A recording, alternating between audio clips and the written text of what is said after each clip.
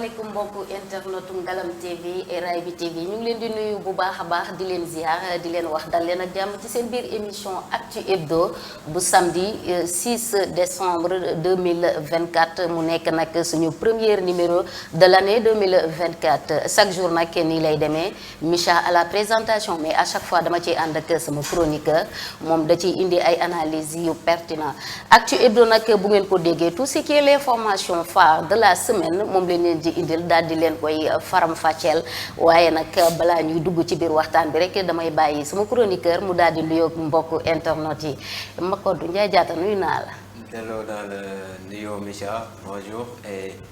bonjour aux téléspectateurs de Ngalam TV et Ray bi TV. di leen wax bienvenue dans votre tout premier numéro de l'année 2024. c'est Micha. ayca namoon naa la de. maa la raw yaa ngi xëy def sa fresh ni maa ngi baax ayca voilà comme ni ma leen ko waxee woon sànq rek Actu Hebdo nag lépp luy information rek moom la ñuy daal di dajale indil leen ko faram fàcceel leen ko waaye balaa ñuy dugg nag ci waxtaan bi rek damay daal di daw di nuyu kilifa diine yëpp rawatina nag di nuyu suñu xalifa général Serigne Babacar Sy Mansour di ko ñaanal gudd fan ak wér mu yàgg fi lool si Malick dañ la koy ñaanal waaye tamit balaa may xuus ci bu baax rek ci biir débat bi Makodou danga may daal di souhaiter sama benn xarit sama rak sama féetewoo sama lépp dama koy bañ a fàtte mu dóor ma Daba Diouf a ñoxo bàyyi borom gañik moom day def anniversaire le 19 janvier dama koy ñaanal gudd fan wér ak wérle rakk sama loolu dooma ko souhaiter joyeux anniversaire. Micha sa xarit moom suñu xarit lay doon di joindre à yow rek di ko souhaiter très heureux anniversaire mu yàggu koo fête muy ànd ak xéwal nag sutura ak yàlla may ko wér gu yaram mu dem ba ay njabootam di ko feetal incha allah. amiin yaa rabbi amiin ayca tey nag Makodou ku nekk xam na ne li fës ci boppu xibaar yi bokk na ci li nga xamante ne moom moo di kujje politique bi ñëpp xam nañ ne politique bi fi mu toll nii moom moo ñu poñe ci noonu nag dinañu waxtaanee tey li nga xamante ne moo xew ci conseil constitutionnel bi la régulation des parrainages. La commission fixe la date de l'horaire pour les candidats. Les 22 candidats en lice pour l'élection présidentielle prévue le 25 février 2024 au Sénégal ont franchi une étape supplémentaire dans le processus électoral. Ils ont reçu ce vendredi après-midi leur notification USB marquant le début de leur parrainage après l'identification des doublons. ñu def nag benn taxaw seetlu ñi jàllagul ak ñi ñu recalé dinañ ci indi ay leeral bu baax a baax ba tey dinañ waxtaanee ci deuxième point bi candidature abusive maanaam nag mu nekk candidat yoo xamante ne dañu indépendant ñoo xam ni dañu bëggoon fës rek jàppee mbir mi ay foo am na ci ñoo xam ni ba tey ni ñu bokkee dafa doy waar lool dinañ ci indi ba tey ay leeral yaakaar naa ne loolu moom moo fi nekk li nga xamante ne moom moo gën a fës ci xibaar yi waaye dinañ waxtaanee tamit confirmation bi nga xamante ne am na ci condamnation Ousmane Sonko bi dinañ ci indi ay leeral ba tey yaakaar naa ni tey loolu la ñuy waxtaanee ci suñu premier point léegi bu ñu ñëwee nag ci système de validation des parrainages bi ñu bari nee nañu politique Sénégal dafa commencer di changer tey ban analyse nga ñu mën a indil ci loolu. Micha merci pour la question et je pense que loolu mooy en tout cas pierre angulaire ou actualité wu semaine bi lu ma ni semaine bi sax mais depuis booy xool 2 semaines pratiquement depuis ñu commencé processus électoral bi ndax c'est un processus il faut quand même préciser cela wax ni daa am ay étapes yoo xamante ni dañuy succédé wu ci processus bi débuté woon nañ ci collecte de parrainage bi mais une fois la collecte terminée et bouclée ñu ngi jëm ci étape bu je pense que pare nañ ko sax mooy étape bu contrôle bi dépôt bi et contrôle bi nga xamante ni lu koy précédé mooy benn tirage au sort ndax booy xool décision on en a parlé la fois dernière je pense décision Cour suprême bu mu jotoon génne pour faire savoir aux candidats comment se passe ou bien comment va se passer en tout cas contrôle candidature yi ou bien vérification candidature yi ndax étape bu ci njëkk mooy étape bu contrôle des parrainages te lañ étape boobu la ñuy jot boucler je pense hier. mooy loo xamante ni day permettre à n'est-ce pas au conseil constitutionnel de vérifier et de contrôler la validité des parrainages des différents candidats. d'accord ñoom ci validité boobu ak contrôle boobu la ñu bëri daal di sukkandiku mais politique Sénégal dafay changer dama bëgg a xam lan moo tax ñoom ñu daal di wax boobu lépp. waaw ndax boo gisee contrôle bi quand même ça a suscité des questions. Ça a aussi créé benn évolution ci parti politique yi ci acteurs politiques yi. booy xool ce n'est pas sans surprise quand même. booy xool processus bi c'est comme ça da ngay ñëw indi ñu def tirage au sort ñu contrôler à la présence ou bien en la présence du mandataire ou bien du représentant du candidat bi nga xamante ni moom la ñu war a contrôler. Maintenant loolu day permettre benn transparence n'est-ce pas dans le processus. te bu ñu ko contrôler n'est-ce pas boo matalul parrain le minimum requis donc soit ñu recaler la soit en tout cas ñu demander la à ce que nga régulariser moo tax gars yi instant bi ñuy critiquer le système de parrainage wala li nga xamante ni en tout cas conseil constitutionnel doxalal na ko ndax xaaruñu ko woon peut-être. am na candidat yoo xamante ni da leen a bett on peut dire bi nga xamante ni demander leen à ce que ñu régulariser. Comme quoi que seen parrain matul ou bien il y a des doublons quand même à régulariser. Ça leur a surpris. Et bu ñu demee bay constater n'est-ce pas ci beneen fànn que ni des néophytes wala des ñi nga xamante ne ay novices lañ dans le milieu politique ñëw on peut dire daal di jàll phase de parrainage bi mais sans encombre moo tax gars yi instant bi ñu naan ñuy toog di def ay taxaw seetlu. de xoolaat est-ce que réellement le processus ou bien le système des parrainages est fiable. Jusqu'à ce que des politiciens de renom ou bien des politiciens qui sont chevronnés yoo xamante ni élections yi passé dañuy def des résultats. Et que yàgg nañ aussi am nañ benn expérience bi sur le milieu politique ils ne parviennent pas n'est-ce pas à franchir cette étape-là. Ou bien dañuy am difficulté franchir ko. Et pendant ce temps-là des novices et des néophytes ñoom ñu ngi franchir cette étape-là sans encombre. D'accord ci transparence boobu nga wax mu mel ni rek amoon na benn kuréel bu ñu taxawaloon ñu naan ko des transparence des élections. FIT boobu ñoom anañu. waaw booy xool ndax lii dafa doon loo xamante ni ba léegi duggaguñu ci li nga xamante ni moom mooy scrutin bi. yaa ngi comprendre yi ay phase préalable la ba léegi ñu ngi ci phase de filtre. Des candidatures. Maintenant lii ça incombe et ça appartient exclusivement au Conseil constitutionnel. Ça fait partie de ses attributions. On peut dire même qu'il a le monopole on peut dire de la régularisation des candidatures booy xool ndax moom la incombé mu wax kan ak ban candidature moom la ñu retenir selon ban critères yi nga xamante ni moom la ñu posé est-ce que critères yooyu. Tous ces critères-là ont été respectés par le candidat pour que sa candidature soit recevable. noonu lay demee à chaque su ne conseil constitutionnel noonu lay procéder. Maintenant c'est à travers des phases moom lay njëkk ndax boo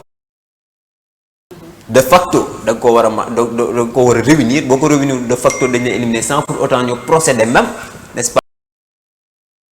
ou bien contrôle sa parrainage.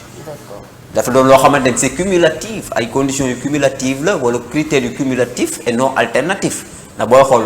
code électoral wax na ko benn condition ou bien benn pièce bu def défaut ça va anéantir en tout cas sa candidature. D'accord ba tey dañuy daal di ñëw ci li nga xamante ne moo di risque de doublon yi. Conseil constitutionnel bi nekk dafa vérifier des dossiers de parrainage en fréquemment rencontrer des cas parrains non identifiés. dañ ko identifier sur les fichiers électoraux ku ci mel ni Bassirou Diomaye Faye l'un des candidats a vu 12 375 de ses parrains non identifiés par le conseil. ñu ñëw ci Abdourahmane Diouf moom itam rencontré une situation similaire avec plus de 10 000 parrainages non identifiés moom Mimi Touré ba tey également dafa confronté à une problématique tey qu'en pensez-vous de cette méthode? Bon maa ngi koy wax tantôt et je pense soulevé woon naa ko sax une fois je pense ndax nee naa leen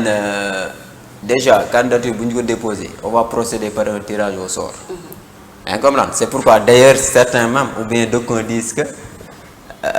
le système de parrainage c'est un système aléatoire. yaa ngi ko ndax buñ defee tirage au sort rek ñu njëkk a génn ñoom lañ njëkk a vérifier ñoom lañ njëkk a contrôler et que parrain yooyu noonu ñi nga xamante ni ñoom lañ njëkk moom la ñuy retenir maintenant bu ñu gisee parrain yooyu noonu mu am benn une certaine répétition de ces parrains là n'est-ce pas au niveau des autres listes maintenant loolu mooy waral mooy am doublon des doublons externes maintenant doublon yooyu noonu mooy dañ koy retenir maintenant c'est dañ koy def benn boo xamante ni day avantager ki nga xamante ni moom lañ njëkk a contrôler mais day désavantager ki nga xamante ni moom moo ci topp maintenant ndax boo xamante ni buñ ko répété dañ koy fixer ay doublon te doublon yi bu amee rek mooy day am répercussion sur le nombre de parrains requis et que day tax nombre de parrains requis yooyu nga xamante ni moom lañ la seen pour nga matale ko dootoo ko mën a matale maintenant moo tax conseil constitutionnel may la n'est-ce pas une autre chance maanaam 48 heures pour nga mën a régulariser parrain mais ñu bari dañu ne kii nu comment dirais-je Bassirou Diomaye Faye Mimi Touré ak Abdourahmane Mboup am na ñeneen aussi nee na ñoom ba tey seeni mbir leerul waaw ndax seen mbir leerul ndax instant bi ba léegi validé guñ leen seen parrainage maintenant su conseil constitutionnel da leen invité à ce que ñu régulariser n'est-ce pas Bassirou Diomaye Faye et tant d'autres comme ndax nu ñu demandé à ñu régulariser bëri nañ donc ce qui veut dire que ñoom bu ñu parvenirul à compléter ces parrains là maintenant seen candidature ou bien seen parrainage en tout cas dañ koy invalider faute de ne pas compléter ou de ne pas pouvoir compléter le nombre de parrains requis moo tax instant bi ñoom lu ñu war a def dans ces 48 heures c'est de faire en sorte que ce qui leur manque ou bien ce que le conseil constitutionnel considère comme des doublons et qui ne peuvent pas quand même être retenus maanaam ñu remplacer ko maintenant ku nekk nag am nga benn nombre ndax booy xool ça varie selon le candidat en cause ndax am na ñoo xamante ni ay 5000 ñii ay 4000 ñii ay 3000 ñii ay 10 000 13 000 ñii ay 18 000 ñii ay 20 nangam donc da doon loo xamante ni nombre conséquent la da doon loo xamante ni ça ne sera pas facile en tout cas à compléter dans 48 heures. D'accord surprise bi ñu am nag ci Anta Babacar Ngom parce que tey moom Anta Babacar Ngom nee nañ parrainage citoyen la jàllee. moom moo nekk nag ki nga xam ne matal na li nga xamante ne moom la ñu ko laajoon mu nekk jigéen bi jëkk a jàll tamit ci li nga xamante ne moom moo di parrainage yi tey ban analyse nga am moom ci Anta Babacar. waaw surprise la pour d'aucuns ou bien pour la plupart. mais booy xool quand même c'est compréhensif d'autre part. mais booy xool ne perdons pas de vue ou bien quand même force est de constater que ki nga xamante ni moom mooy Anta Babacar Ngom moom au moins moom lors quand même de ces collectes moom on la voyait sur le terrain. D'accord, au moins elle a été sur le terrain. exactement moo tax ça peut surprendre à première vue parce que c'est une néophyte. wala kenn koo xamante ne en même temps gis discours à la nation bi génn na daal di def discours dégg nañ ko mu wax Haalpulaar daal di wax Joola wax séeréer kon leer na le moom dugg na ci biir nit ñi saafonte ak ñoom. exactement effectivement xam nga lu tax muy surprendre ñenn ñi. c'est parce que moom nee nañ novice la te kenn koo xamante ne la dafa nekk ci dans ses débuts dans le milieu politique. yaa ngi comprendre. maintenant le fait que mu ñëw valider benn nombre de parrains bi sur ñi nga xamante ni yàgg nañ fi am nañ fi benn expérience bi expérience de terrain expérience politique et tout mu ñëw valider seen kaw nombre de parrains yi maintenant loolu day montrer ni c'est le fruit en tout cas de travail acharné. tey ñoom boo leen di jox faay tey ci ñoom ñi nga xamante ne ñu ngi koy critiquer ku ci mel ni Mimi Touré ku nekk xam na ne yàgg na ci kujje politique bi tey moom du mën a neex ci moom mu nangu Anta Babacar Ngom daal di ñëw devancer ko mais tey boo ko doon jox faay moom Mimi Touré lan moo ko gàllankoor. en tout cas Anta Babacar Ngom je pense que montré na ni que c'est pas une candidate en tout cas à sous-estimer. ou bien à minimiser. yaa ngi comprendre ndax parrainage bi quand même benn étape la boo xamante ni pour ne pas dire seule étape mais étape déterminante la sur le processus électoral. yaa ngi comprendre maintenant bu ñëwee valider ko ci kaw ay Mimi Touré et autres ñi nga xamante ni ñoo ko fi njëkk maintenant c'est normal à ce que ñoom ñuy bon du ma di fi sujet mais ñoom ñu gis ni c'est quelque chose d'anormal. yaa ngi comprendre et mën nañ ko comprendre encore une fois ndax moom elle a été sur le terrain di jour et nuit quand même di sillonner mais le territoire national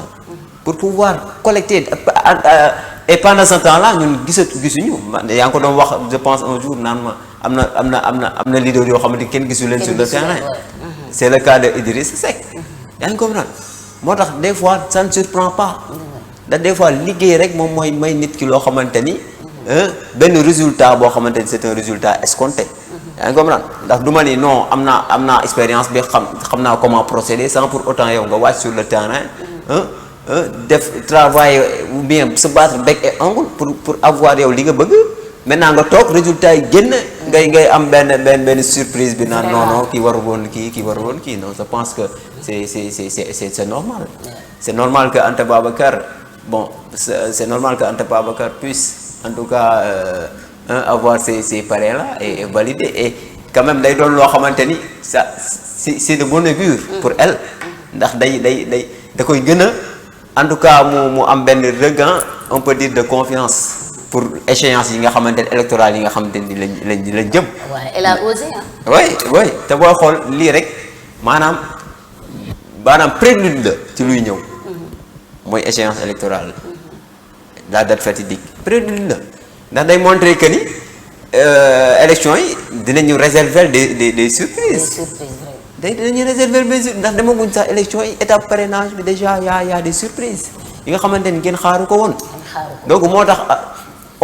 on doit s'attendre à tout le jour le soir inchallah du 25 février 2024. dañuy jàll ci suñu beneen point bi rek mais balaa ñuy jàll foofu damay daw di nuyu Dieynaba Faye maa ngi lay nuyu Faye Biram yaayu mbay danga maa bëgg a jaxaseeg sama doom ji te duma ko nangu doom yombul dangaa amul doom rek léegi nangu naa ne man maa jur Mbaye Ndiaye kenn mënatu ci dara ay ca dañuy ñëw nag ci suñu deuxième point bi candidature abusive maanaam candidature abusive ou dilatoire mu nekk ay candidats yoo xamante ne c'est indépendant mais dafa am loo xamante ne nii man mënuma ma ko dum xaw ma du ma la ko war a mën a waxee réew mu toll nii Sénégal tey am si ñoo xamante ne dañuy jékki-jékki rek ñëw ne damay dem ci élection présidentielle damay bokk yow te caution normalement waroon nañu mën a xam xaalis bi fu muy jógee ba fu muy agsi ñu teg ay charte wax ne balaa ngay dugg am na critères yi ak critères yi waru mën a dem ba ci vérification wala validation ñuy soog a xam ñi nga xamante ne ay candidats indépendants la ñu ou pas. non mais Micha ñooñu peut-être ñoom ñoo deful li leen war mais pourtant. booy tey yow booy joxe xaw ma booy duut baaraamu tuuma kan kay duut baaraamu tuuma. non mais ñoo deful lu leen war ndax man jàpp naa ni boo aspiré à président ou bien candidaté au moins la moindre des choses mooy lan moom mooy nga def le tout ba nekk au parfum n'est-ce pas des canevas ou bien de tous les tenants et aboutissants du système électoral c'est la moindre des choses yaa ngi comprendre ndax loo xamante ni daa am lu ko énervé système daa am lu ko énervé moom mooy les règles électorales c'est tout simple c'est simple c'est les règles électorales qui sont appliquées yaa ngi comprendre maintenant yow je ne peux pas concevoir en tant que nga ni yow candidat sérieux nga hein et qui aspire n'est-ce pas à briguer n'est-ce pas le mandat présidentiel yow ngay nekk auteur à ces bassesses là foofu dama lay dagg kon man tey su ma neexee mun naa def jug rek ne El Gaye gunge ma damay dem nekki damay déposer candidat. non pas du tout déggoo ma ne pas du tout ça ne se passe pas comme ça. mais bu ñu demee ba si dernière bu ñu demee ba si ay vérification wala ñu dem si dernière kii yi ñu soog a mën a xam ne ñi ay candidats indépendants lañ la y a un problème. ça ne se passe pas comme ça xam nga loi bi elle est claire bien elle a été claire en tout cas ndax booy xool soit ñu ne la yow munoo dem élection ou bien munoo candidater que benn parti politique moo la porté soit parti politique porté la soit coalition de partis politiques investir la soit benn coalition de ou bien mouvement de personnes indépendantes yaa ngi comprendre investir la comme étant benn candidat indépendant yaa ngi comprendre maintenant te loolu xam nga fan lañ koy vérifier xam nga ban kii lay amaat après ndax booy après attestation yi ngay déposé waale yaa ngi après attestation sur l'honneur yoo xamante ni day attesté que ni yow parti politique bi moo la porté nangam et cetera et cetera yaa ngi comprendre maintenant léegi loolu lépp boo ko da doon loo xam ne ay préalable la ay prérequis la maintenant lépp loolu lépp boo ko remplirul mais nan ngay demee bëgg conseil constitutionnel retenir sa candidature c'est mais comme ku ci impossible. mel ni moom Thierno Cissé. Thierno Cissé moomu dafa mel ni sax fi mu toll nii yoon teg na ko loxo. tey caution bi mu waroon joxe est-ce que moom jot na ko déposer ou pas. waaw pour le cas de Thierno Cissé je pense que il va falloir ñu revenir un peu si li nga xamante ni moom moo tax mu bon comme tous les autres dafa amoon ay ambition présidentielle. yaa ngi comprendre mais moom le fait lu tax maanaam moom dañ ko toppee fraude sur les parrainages en tout cas yaa ngi comprendre moom lañ ko toppee ndax moom au lieu en tout cas mu def ko traditionnellement comme ni ko loi bëggee légalement maanaam mu dem soit ci parrainage citoyen maanaam mu dem collecte citoyen wala parrainage parlementaire maanaam député yi en tout cas parrainé ko wala parrainage des élus locaux mais moom parrainage kii bi la opté woon comment dire parrainage parlementaire mais qu'est-ce qu'on constate c'est que moom parrainage parlementaire moom dafa créer ay députés de toutes pièces yaa ngi ko mën a de faux députés la jël les 13 députés de faux députés yoo xamante ni gisuñu fenn foo xamante ni am nañ fa on peut dire benn poste électif mu jël leen ni ñoom ñoo ko parrainé c'est une supercherie yaa ngi comprendre moo tax ñu ne ko fraude sur les parrainages. loolu lañ ko toppee mais même ci caution bi parce que nee nañ banque bi nga xamante ne xam nga foofu la kii woon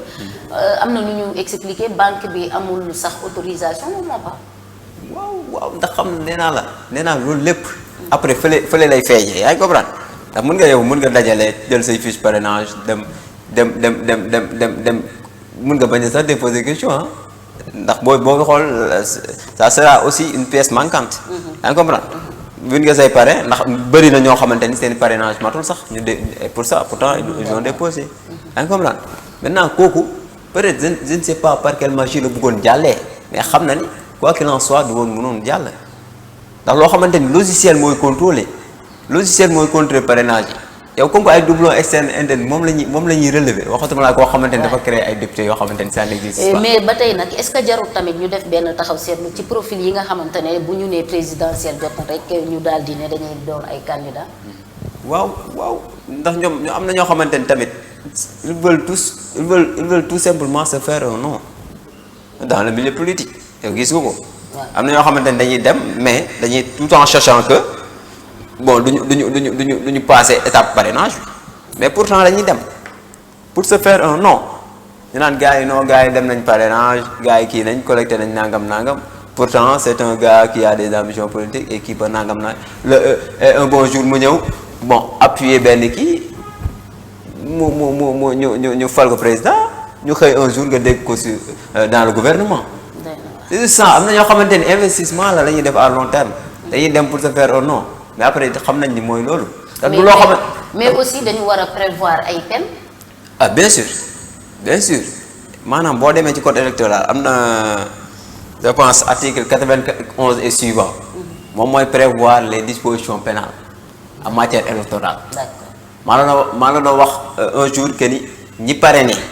plusieurs fois sur des listes différentes ñoom dañ leen di sanctionner. yaa comprendre maintenant ces sanctions aussi dañ koy teg ki nga xamante ni comme le cas du cirque que vous avez cité tantôt mooy.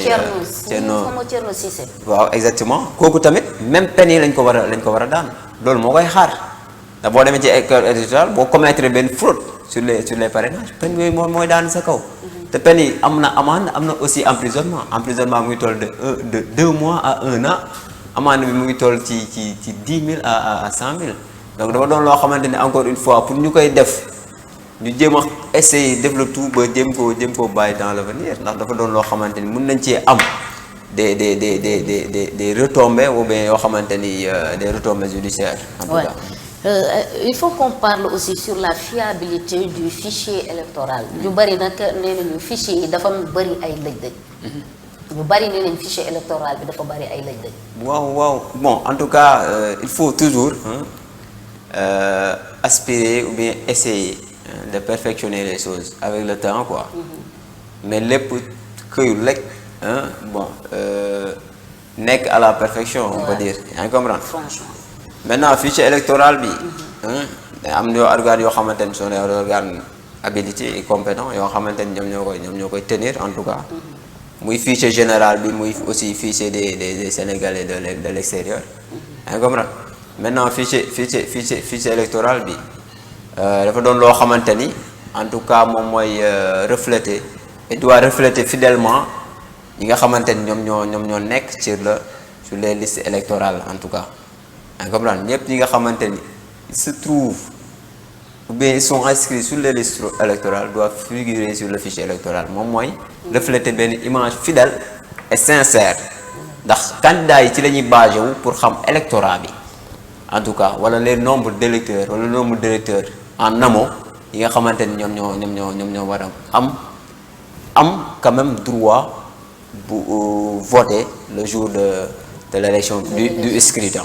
Donc moo tax encore une fois gars yi dañu war a def en sorte que muy refléter encore une fois cette réalité là électorale et que ñu koy encore une fois plutôt mettre ko à la disposition des candidats concernés ndax loolu day contribuer en tout cas sur benn politique de transparence bi nga xamante ni ñoom ñu ngi koy kon donc ñoom lëj-lëj bi ñuy wax fan lañ ko basé wu lëj-lëj bi ñu naan fichier électoral. Bon waaw on est en milieu politique. En milieu politique te ku nekk say propre on peut dire appréhension sur des cas. yaa ngi comprendre te ñoom am nañ droit quand même critiquer ou bien fustiger certaines pratiques yi nga xamante ni ñu ngi am en matière électorale. Maintenant bu ñu gisee des failles ou bien des lacunes sur le fichier électoral c'est normal ñu relever ko pour qu'à l'avenir ou bien les autorités habilitées à cet effet puissent en tout cas veiller à cela ou bien combler ces lacunes là pour qu'au futur ñu mën a am benn fichier boo xamante ne day doon fichier fidèle fichier sincère boo xamante ne dañ ci mën a basé wu pour dérouler. ci vérification des parrainages dafa mel ni 93 dañu waxoon ne ñoom ñoo dem pour vérification tey mën nañu diminuer ba ñu toll ci ñaata candidat pour ñu dem ci élection. waaw déjà gis nga c'est un nombre pléthorique de candidatures. Donc c'est normal ndax booy xool l'idée elle est bonne parrainage système de filtre la démocratique. yaa ngi comprendre donc ndax citoyen ñooy choisir ñooy dem te jongante bu mag ba. yaa ngi comprendre maintenant boo demee ba ci 93 c'est un nombre peut-être 93 de candidats mais yow nan ngay demee je te donne un exemple yow Micha ci bureau de vote di def ay 93 di def le tour 93 de bulletins. Mais duñ fi jógee donc c'est normal ñu def benn filtre ñu xam ñan ñoo apte en tout cas selon les citoyens à pouvoir aller dans les élections présidentielles c'est simplement ça yaa ngi comprendre. Maintenant 93 bi c'est juste des 93 ndax ñoom ñoo dem candidature instant bi ñu ngi ci étape déjà ci étape de vérification de contrôle de parrainage rek déjà dina am ñu bëri ñu nga xamante ni dinañ leen éliminer ci étape bii nii n'est-ce pas faute de ne pas pouvoir en tout cas matale li nga xamante ni moom lañ leen laaj ci parrainage yi. Maintenant benn ko diminuer exemple ba mu toll ci ay 22. mais tout peut arriver ndax ba instant bi phase bi mooy phase bu njëkk te booy xool phase bi mooy phase bu njëkk ndax déjà conseil constitutionnel lu muy njëkk a def mooy day njëkk a publier liste bi nga xamante ni moom mooy candidat yi nga xamante ni ñoom ñoo passé avec succès l'étape de parrainage. C'est une étape. yaa ngi comprendre maintenant day desaat yeneen contrôle mais yeneen vérification yoo xamante ni dina ko def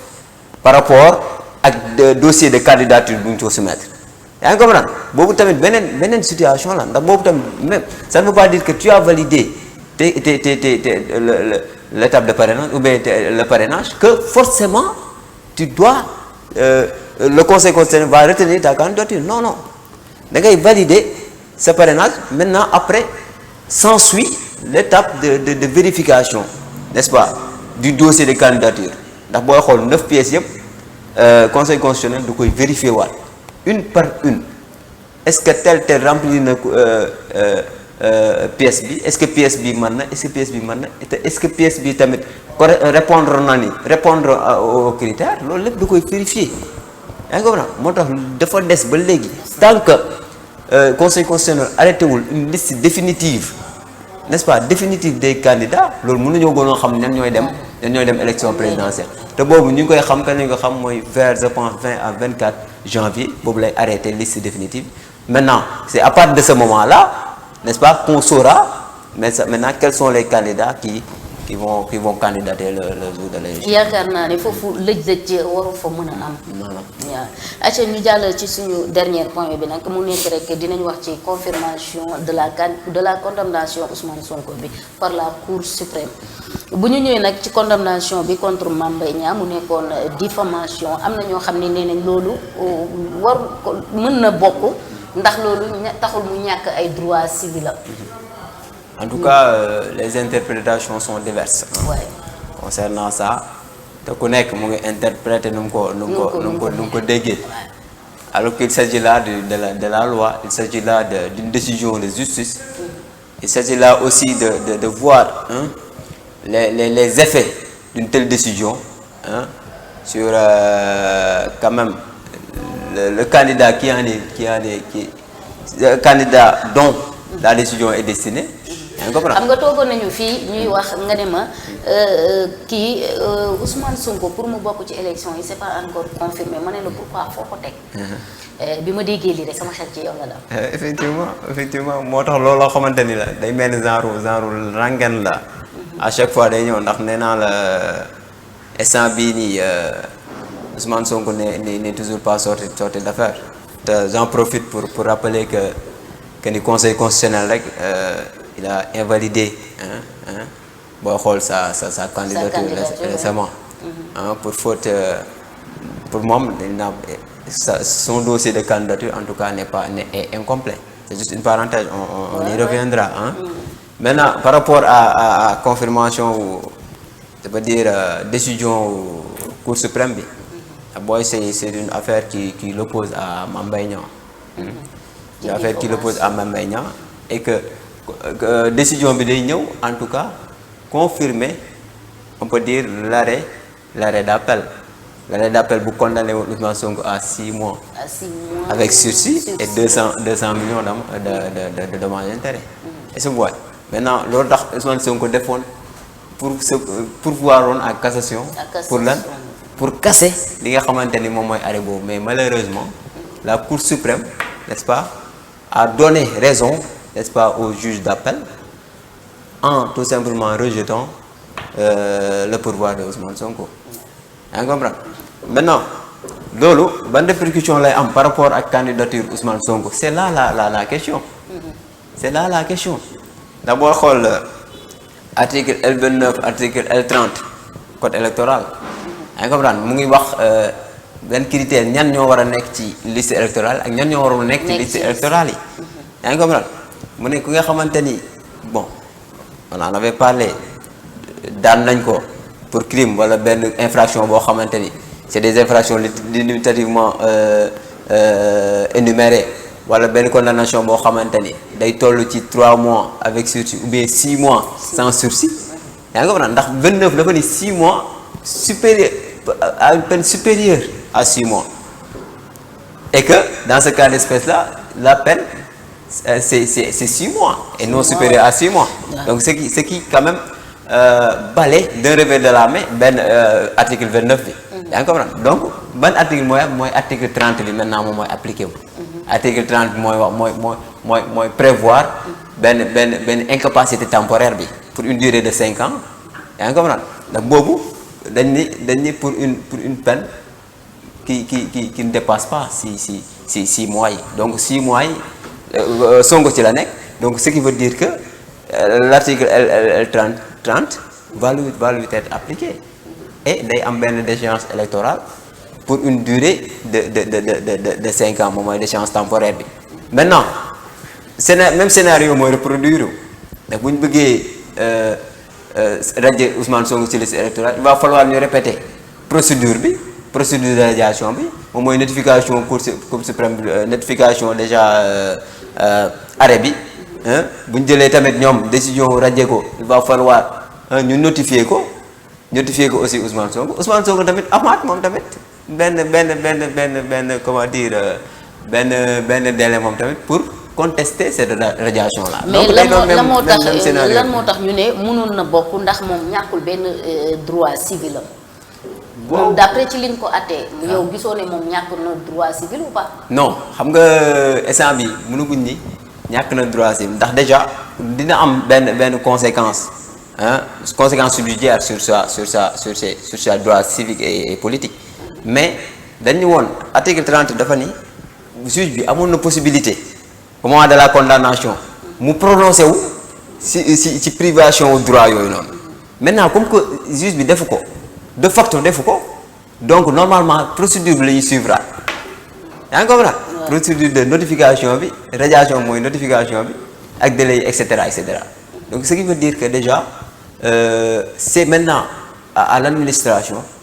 ou bien à l'administration ou bien l'autorité compétente de procéder à sa radiation encore une fois.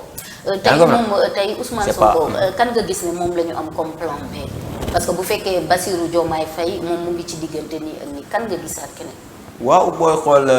ñoom c'est tout un parti politique. C'est tout un mouvement bari nañu ay leaders. donc si c'est pas Ousmane Sonko forcément ça sera un autre te booy xool Bassirou Diomaye Faye il est toujours dans la course ndax booy xool éliminé guñ ko. Donc, une fois régularisé, il peut revenir sur la course, ou bien dans la course présidentielle. Donc, mais maintenant, instant bi dafa gën a nag candidature Ousmane Sonko dafa gën a incertaine en tout cas dafa gën a incertaine mais du ma ni décision bi ça va immédiatement faire de Ousmane Sonko benn koo xamante ni il sera frappé d'une incapacité on peut dire électorale.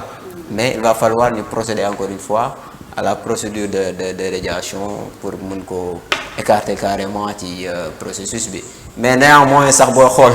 même loolu bu amul instant bi invalider nañ ay parrainage am ay candidature ndax booy xool maître mu ngi koy wax maître Clédor ñoom booy xool vérifier nañu candidature bi et que ñoom bañ ko vérifier candidature kan Bassirou bañ ko vérifier non bu Ousmane Sonko mi ñoom pièces yi rek lañu xool ni pièces yi matul ñoom instant parrain bi sax jàlluñu sax ci parrainage jàlluñu sax ci contrôle parrainage dañ ni le dossier est incomplet donc ce qui quand même conduit à quand même éliminer de facto le candidat Ousmane Sonko ndax pour ñu procéder ci contrôle bi il faut que 9 pièces yi nga matal ko maintenant boo ko matalul donc day am comme conséquence ou bien comme corollaire leen loo xamante ni dañ koy écarter sans pour autant ñu procéder n'est-ce pas au contrôle de parrainage loolu moo daal Ousmane Sonko ndax ñu ngi koy reprocher ni le dossier est incomplet amul attestation caisse de dépôt et de consignation te xam nañ dessus nu mu demee ñun ñëpp xam nañ nu mu demee ndax ñun ñëpp toppoon nañu marathon judiciaire marathon administratif ñun ñëpp toppoon nañ ko nu mu demee jugal daanuy jàppal bàyyi les démarches que les mandataires et l'avocat de Ousmane Sonko ñu amal lépp pour mën a matal seen dossier ou bien mën a compléter des dossiers ou bien mën a matal seen pièce et que administration bi am benn carence yaa ngi comprendre am benn carence opposé leen seen refus moo tax ñoom mënuñu woon am accès ci documents yooyu nga xamante ni conseil constitutionnel mu ngi leen ko doon laaj te documents yooyu bañ ko amulee ñoom suppléé nañ ko ak des actes on peut dire des actes d'huissier moom mooy constat yi nga jotoon am pour ñoom loolu mënoon na normalement suppléer ces manquements là qui est imputable non pas à eux mais à l'administration donc ce qui est tout à fait normal ndax am nañu ay jurisprudence de participants là du conseil constitutionnel yi nga xamante ni bu ñu demee ba établir que c'est l'administration la fautive dans l'histoire et que moom moo exécuté wul en tout cas benn décision de justice qui est revêtue d'une on peut dire benn chose jugée ou bien autorité de chose jugée mu waroon ko au moins respecter cette autorité là exécuter décision bi que parce qu'on est en matière électorale et que cette décision là doit être exécutée dans l'immédiat mu defu ko donc ñuy dem dama ko ñëw donc normalement la faute est imputable à l'administration et non pas à Ousmane Sonko. d'accord Aïcha ñu jàllale benn information boo xam ne ca camp pénal une condamnée à perpétuer s'évader lors des travaux. dëkk bi wóoratul de. Un détenu du nom d'Abdou Sow est évadé à la prison du camp pénal de Liberté 6. foofa la rëccee xaw ma fu mu jëm nag. dëkk bi daal wóoratul. Aïcha mu mel ni nag fi mu toll nii suñu heure sax dafa jeex ma kodd ma bàyyi la rek nga tàggatoo. Waaw Micha, merci beaucoup. Ça a été un plaisir encore une fois de discuter avec toi et bon, de permettre aux téléspectateurs de pouvoir être au banc de ce qui se passe, ou bien ce qui s'est passé dans la semaine et qui se poursuit toujours. Voilà. Donc noonu la ñuy def donc di ci ànd ak yéen ba keroog ñuy proclamer les résultats de l'élection présidentielle, Inch'Allah. Ouais, merci encore une fois et bon, passez un excellent week-end. Merci. Merci beaucoup. Aïcha noonu lay demee à chaque fois coach Abdou Khadre Faye maa ngi lay nuyu doomu ndeyu xol sedd maa ngi lay nuyu sama mag ji maa ngi lay nuyu bu baax a baax mooy sama coach sama bras droit waaw moom lu may def dama ciy waxtaan ak moom mooy sama lépp waaye maa ngi lay nuyu bu baax chéri Thiat bàyyi may mun a fay maa ngi lay nuyu. Aïcha nii rek lay demee à chaque fois actu hebdo moom comme ni ma leen ko waxee woon ci début bi rek tout ce qui est l'information phare de la semaine moom leen di indil faram-fàccee leen ko waaye yaakaar naa ne sama chroniqueur bi moom bu waxee di ngeen daal di am ay njariñ bu baax a baax ndax li muy wax fu leer la ko teg macha allah bokk ak moom plateau bi daf may neex lool te dama koy sawar lool. Aïcha di balaa may dem nag damay daal di remercier ki nga xamante ne tey moom moo féetewoo ci équipe technique bi muy El Gayan yàqal naa ko ay nelaw macha allah ci liggéey bu am solo bi nga xamante ne def na ko avec amour bu baax a baax. Aïcha on se donne rendez-vous à la prochaine fois nii rek lay demee ñun seen mbégte moo ñu yitteel ni ngeen ko bëggee fi ngeen ko bëggee ñu noonu rek la ñu koy daal di defee allez portez-vous bien et bye bye à samedi incha allah.